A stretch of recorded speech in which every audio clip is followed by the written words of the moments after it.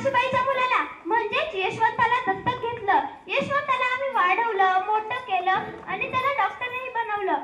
अशातच प्लेगची साथ पसरली होती आणि आम्ही यशवंताला सांगितलं, यशवंता आपल्याला एक रुग्णालय उभं करायचंय. यशवंतानं तेही केले. पण प्लेग हा संसर्गजन्य रोग होता. तो कधी ना कधी मलाही होणार होता. आम्ही मुळी जगतो ते समाजासाठी. मग समाजासाठी मराया.